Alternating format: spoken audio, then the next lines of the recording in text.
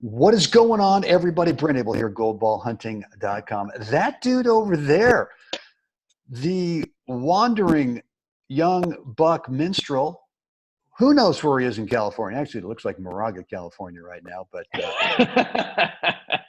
you never know. You never know where he's going to pop up every morning. Yeah. The great Jeff Jacklich. Guys, we got something we're going to want to talk to you today about. We got a question for you that kind of nails it in terms of who do you want to be on the court out there. So, guys, hang in there with us. Another episode of the Gold Ball Hunting Podcast, because today we got a big, fat, chubby reality check for you. So the big question is this: how are tennis players like us who never played in the tour, weren't incredible juniors, or maybe got a late start to the game, how do we consistently compete at our highest skill level without having to grind through endless hours of on-court practice time and still be in the hunt for victory match after match? That is the question, and Gold Ball Hunting gives you the answers by helping you eliminate your skill level range so that you build a strong foundation of confidence. My name is Brent Abel, and along with my biz partner, Jeff Jacklich, welcome to Gold Ball Hunting. All right, guys. Well, listen, thanks again for hanging out with us. Another episode of the Gold Ball Hunting Podcast. Jeffrey, banging down some coffee there. I see you standing in Moraga, California. What's on your agenda today? I got a lot of organizing to do. You know, lots of stuff to do. Organizing before I head down to the desert to actually. Yes. So you and I will be in the same room. Right. That's right. That'll be interesting. Right. So I will be. I'll be down there Thursday afternoon. I'll be down. So that's right. Today is Sunday. Today's Sunday, the 10th of November. And right, Jeff's coming down here Thursday. You said Thursday? Yeah, I'm leaving Wednesday, headed down to see the great Mark Nicholson in Modesto. Right.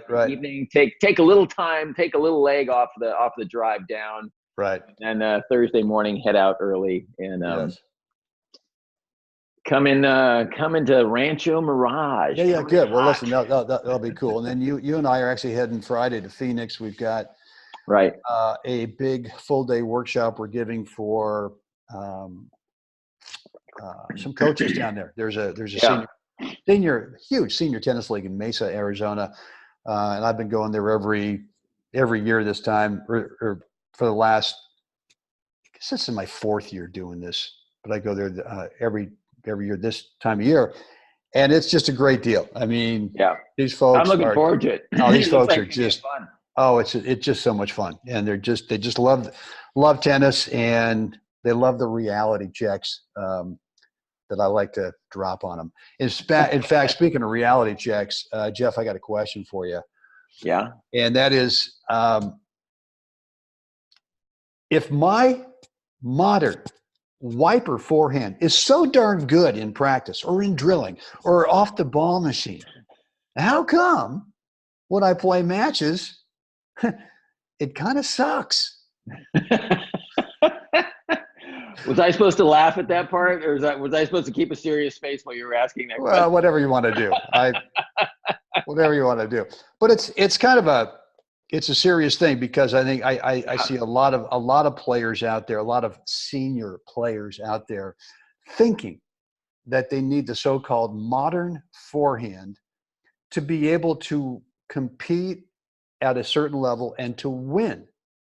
And as you and I have proven over and over with, at least I've proven with What's the Right Shot episodes for a couple of years, which typically are, I can't think of one episode that doesn't feature a gold baller in there. Right. Yeah. Someone who's gone out and won a national age group title in either singles and or doubles or mixed or husband-wife. Right. Right. That we don't see one modern lag snap and wipe, windshield wiper, semi to full Western grip forehand. And the reason is because maybe for the pros, and I suppose that I'm answering the question for you.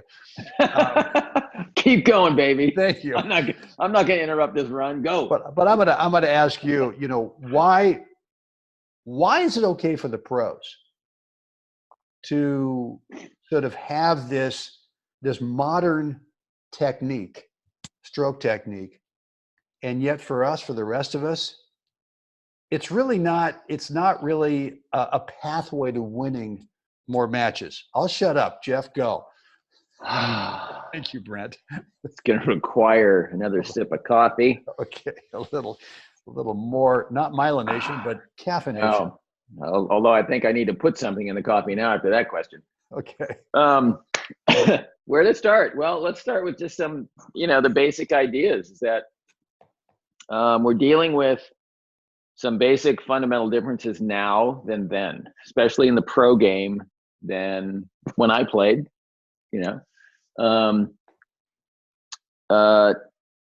One, racket technology is completely different and advanced, right? So the balance, what the racket is capable of doing, the materials, vibration absorption, blah, blah, blah, blah, blah, all that stuff, right? So all the technical babble on the racket technology. Training, the modern training of today's modern athlete in any sport, but tennis is just, it's ridiculous. It's amazing. I'm saying ridiculous like in the most respectful way. It is unbelievable how defined, how refined it is to get your body to be able to perform at a level that is so almost unheard of. And tennis is one of those unique sports that until you get to one of the majors, you play every day in the tournament. You play, you get a night's rest, you go play, right? It's every day. And your body has to be able to recover and respond and do that. And the training in that vein right there is just off the charts. It's so good, but it's every day. And wait a minute, the time factor means there's a lot of time spent in the gym, pre-match warm-up, post-match warm-up, cool down. Right? So that string technology is just, string has totally changed the game. The polyester string has totally advanced the game to a certain level here. And here's the big thing with that is the court dimensions have not changed. So I've got this piece of equipment in my hand that says I can hit the ball harder and impart more spin than I ever could before, but it's still 78 feet baseline to baseline. The net is still this high. So in order for all this advanced stuff to actually work, I have to be able to make the ball land in. And so now you've got this advanced stroke technique. But it takes a certain athletic ability, training, all of it to actually make that happen. Otherwise, the ball is just not being hit. The ball is not being hit any harder than it was 50 years ago, right? I know all I'm doing right now with the technology I have in my hand is at age 59, I can probably hit the ball maybe almost as hard as I could when I was 24, and then using the racket technology then. Just because I have it in my hand right now. But given that, I didn't need heavy topspin then, and I don't need it now to actually execute and win matches and win titles and to do this. So I think it's just this incredibly, it's just everybody's being sold a bill of goods. It's just not necessary. I got 3 things for you. What are they? What we just, right, that actually make your stroke work or not work? Yeah. Modern or vintage, whatever you want to call it, old school. There's 3 things that make it work, Yeah. Well, look, and that's just the bottom line. I don't know. Yeah, no, that's true. I'm trying to keep it PG here, I know you are. I know you are. I appreciate that.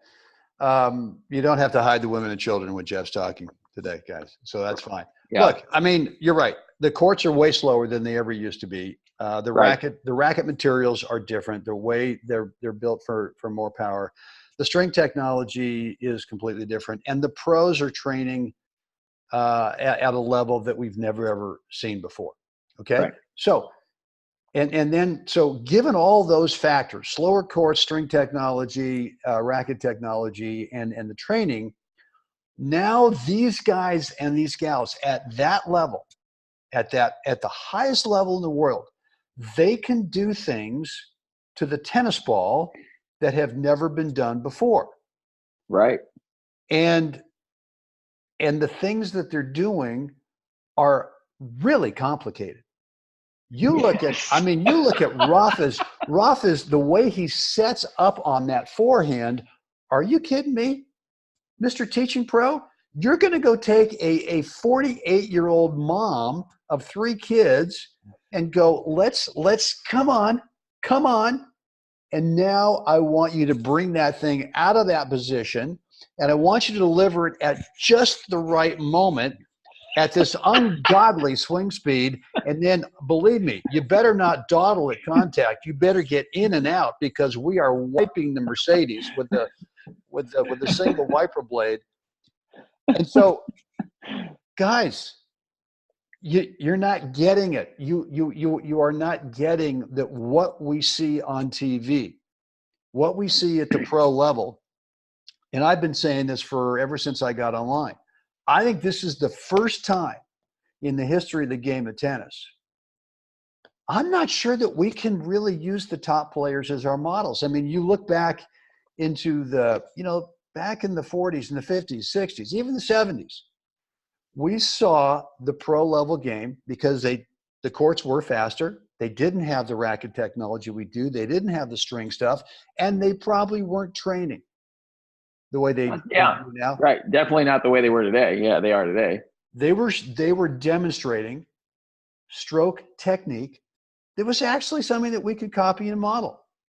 Right. Those days are gone. Those days are absolutely gone. So, wow. I don't know. Yeah.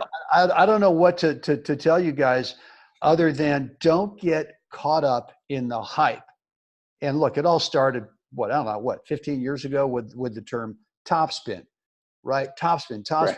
And now let's get more topspin, because that means you'll win more. Well, how's that worked out so far? Right? How's that working for you? Ouch. Oh gosh, ouch. Another rotator deal, lower back. I mean, it hasn't worked out. And so there are going to be some teaching pros that are going to be out there. Well, look, you 2 old farts, I'll tell you what, somewhere down the road, the senior game is going to be what we see Rafa doing with his forehand. And I'm going to go, so you're telling me that all the senior players out there will be training the same as Rafa. You're telling me that guys won't be working at jobs, they won't be raising families. Right. Every right. When's that going to go away? Yeah, I'm okay. I want to be there when the guy that wins the 65s hardcourt nationals has an RPM on his ball that's exceeding 3,500. It's close to 5,000. And then and they can actually 4 plus in a row. How about this? When Rafa's 65, I want to see him generate 5,000 RPMs, right? And maybe he's going to be able to do it. I don't know. But all I know is this, is that for the current player who's on the court right now, playing in leagues, who wants to get better, who wants to move out of the 3.035 and actually focus and actually advance their game. For the guys who are, struggling in first and second round in the gold ball events, in the national cat 2s and 3s, who are trying to get, here's the harsh reality.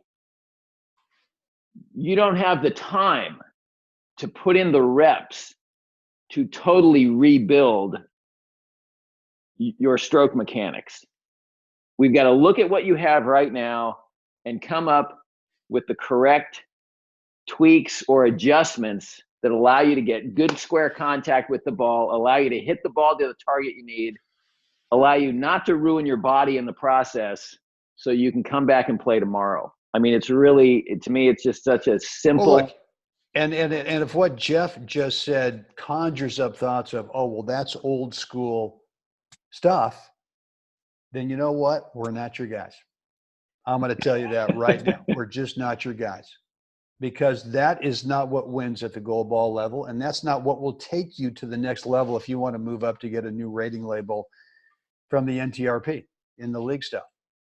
So we're looking for those kinds of players who actually want to do that, who want to win. And of course, everyone, Jeff, if you say, well, do you want to win matches? Well, duh, Jeff, of course I do. Okay.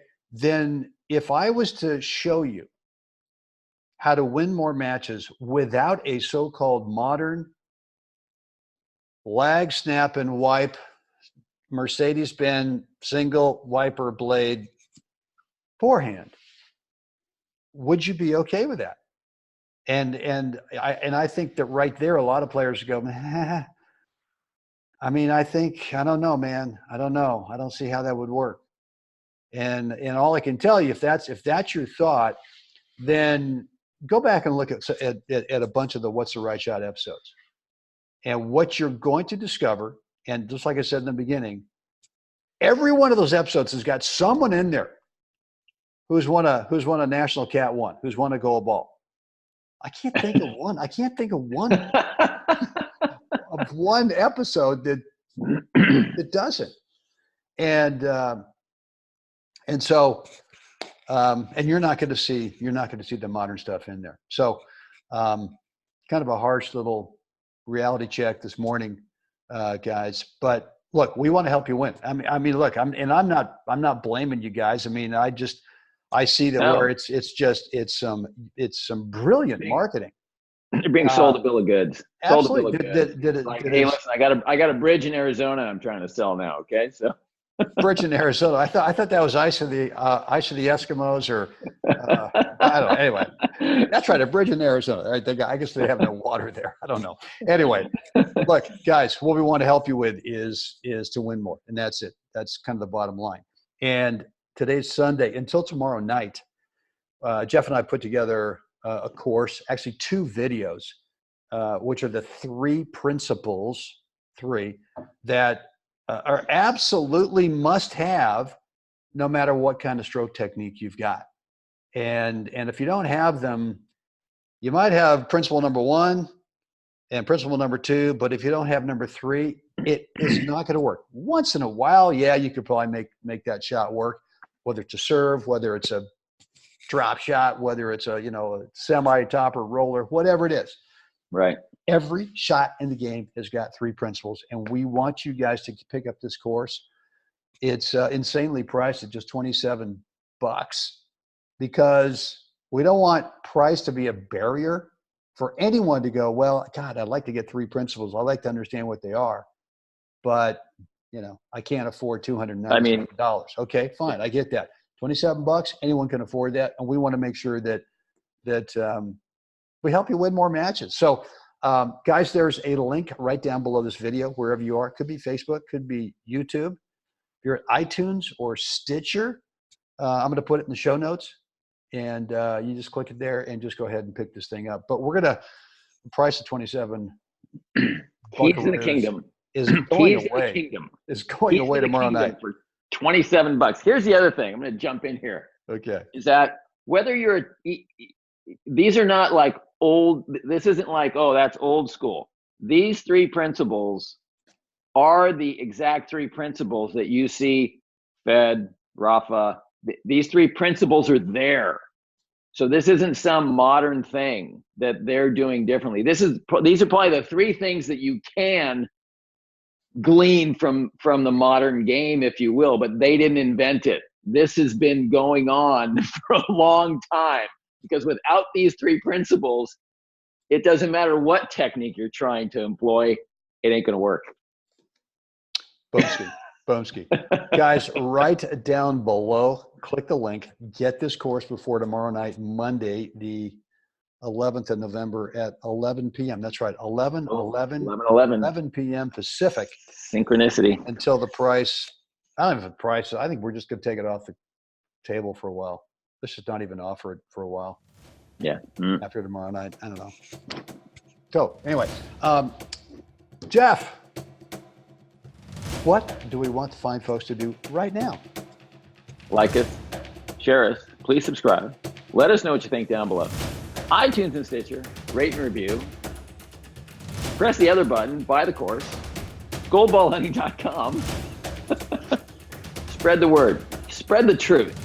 Goldballhunting.com. Spread the truth. I love it. Good. All right, guys. I'm gonna get out there. I'm gonna get out there and help my doubles partner have a great day. Get out there today. Help someone else have a great day. Jeff, we'll do this again tomorrow. Can't wait. Oh God, yeah. Can't wait. Oh.